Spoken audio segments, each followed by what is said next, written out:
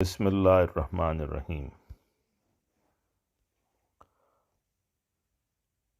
حضرت مسلم موعود رضی اللہ تعالیٰ عنہ کی تفسیر کبیر کی روشنی میں واقعہ معراج و اسراء کی حقیقت، مضمون نون الف احسان۔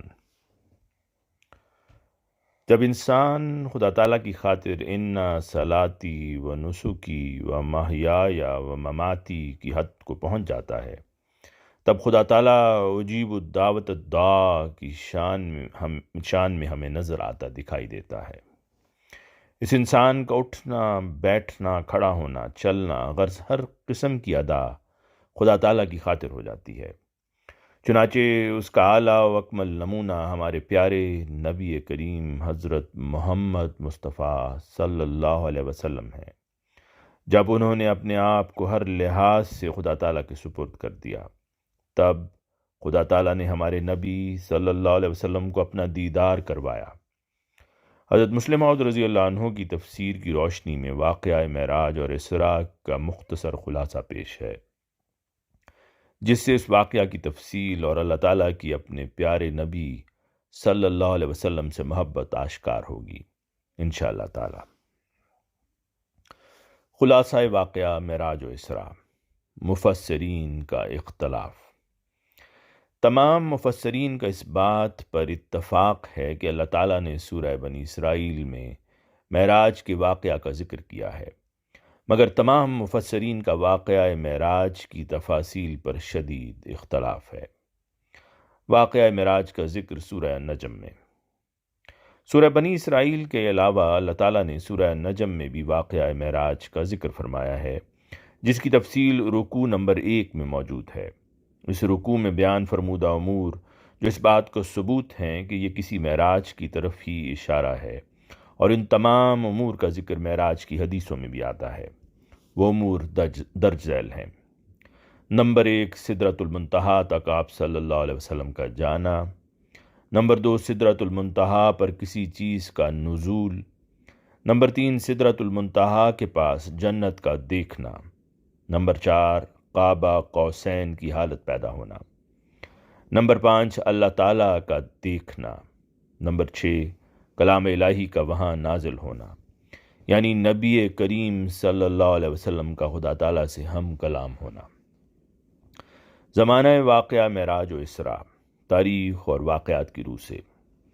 سورہ نجم کا نزول نبوت کے 5ویں سال کا ہے، اور اس سورت کے نزول کے وقت ایک بہت ہی اہم واقعہ رونما ہوتا ہے، جو اس سورت کے نزول کے صحیح وقت کا تعین کرتا بھی ہمیں نظر آتا ہے، اور وہ ہے رجب 5 نبوی میں کفار کے مظالم سے تنگ آ کر حبشہ کی طرف مسلمانوں کا ہجرت کرنا، اس پر کفار کا پیچھا کرنا، یہاں تک کہ بادشاہ کے دربار میں مہاجرین کی واپسی کا مطالبہ کرنا، مگر کفار کے وفد کا ناکامی پر واپس مکہ کی طرف لوٹ آنا، اور پھر کسی دن نبی کریم صلی اللہ علیہ وسلم کی خدمت میں آ کر کفار کا قرآن سننے کا مطالبہ کرنا، اور پھر نبی کریم صلی اللہ علیہ وسلم کا سورہ نجم کی تلاوت کرنا، کیونکہ جب آپ صلی اللہ علیہ وسلم نے سورہ نجم کی تلاوت کی تو کفار نے سجدہ کیا، اور تمام علاقہ میں خبر پھیل گئی کہ تمام کفار مسلمان ہو گئے ہیں۔ اس پر یہ جھوٹی خبر سن کر کچھ مہاجرین بھی واپس آ گئے۔ مہاجرین کی واپسی شوال 5 نبوی میں بیان کی جاتی ہے، اور یہ واقعہ تاریخ اور احادیث کی تمام کتابوں میں درج ہے۔ پس اس واقعہ سے ثابت ہوا کہ چونکہ سورہ نجم شوال 5 نبوی میں نازل ہو چکی تھی، لہٰذا واقعہ معراج بھی یقیناً شوال 5 نبوی سے پہلے کا ہے۔ سورہ بنی اسرائیل میں جس معراج کا ذکر ہے، اس کی بابت بھی مورخین اور محدثین میں اختلاف موجود ہے۔ کسی نے اس واقعہ کو ربیع الاول یا ربیع الثانی 11 نبوی کا لکھا ہے، تو کسی نے اس واقعہ کو 12 نبوی میں تسلیم کیا ہے، اور بعض صحابہ رضوان اللہ عنہم کے نزدیک یہ معراج ہجرت مدینہ سے 6 ماہ یا 1 سال قبل کا ہے، جس میں حضرت عبداللہ بن عمر رضی اللہ عنہ اور حضرت ام سلمہ رضی اللہ تعالی عنہ کے نام قابل ذکر ہیں۔ واقعہ اسراء کے 11 نبوی میں ہونے کے ثبوت کے حوالے سے ذیل میں تاریخی شواہد بیان کیے جاتے ہیں۔ نمبر 1، یہ واقعہ شیب ابی طالب کے بعد کا ہے، کیونکہ جب آپ صلی اللہ علیہ وسلم اپنے ساتھیوں کے ساتھ شیب ابی طالب میں گئے، اس وقت نبوت کا 7واں سال تھا، اور جب آپ باہر واپس آئے تب نبوت کا 10واں سال تھا۔ نمبر 2، حضرت ام ہانی رضی اللہ تعالیٰ عنہ جو آپ صلی اللہ علیہ وسلم کی چچا زاد بہن تھیں، ان کے گھر قیام کے دوران آپ صلی اللہ علیہ وسلم کو یہ معراج ہوا۔ چونکہ حضرت خدیجہ رضی اللہ عنہ اور حضرت ابو طالب کی زندگی میں آپ صلی اللہ علیہ وسلم اپنے چچا کے گھر نہیں رہ سکتے تھے، اس لیے لازماً یہ واقعہ دونوں کی وفات کے بعد کا ہوگا، اور تاریخ سے یہ بات ثابت ہے کہ 10 نووی میں حضرت خدیجہ رضی اللہ عنہا اور حضرت ابو طالب نے وفات پائی۔ معراج اور اسراء دو الگ الگ واقعات، تاریخی اور واقعاتی روح سے۔ حضرت مسلم موعود رضی اللہ عنہ کے نزدیک نبی کریم صلی اللہ علیہ وسلم کو 2 معراج نہیں بلکہ خدا تعالیٰ نے 3 معراجوں کا تحفہ پیش کیا۔ پہلا تحفہ معراج کا اللہ تعالیٰ نے نبی کریم صلی اللہ علیہ وسلم کو نبوت کے ابتدائی ایام میں عطا فرمایا، جب خدا تعالیٰ کے حضور حاضر ہونے پر نمازوں کی فرضیت کی گئی۔ تمام مسلمانوں میں مسلمہ طور پر یہ بات رائج ہے کہ نماز نبوت کے ابتدا میں ہی فرض ہو چکی تھیں، نہ کہ 5ویں یا 11ویں سال میں۔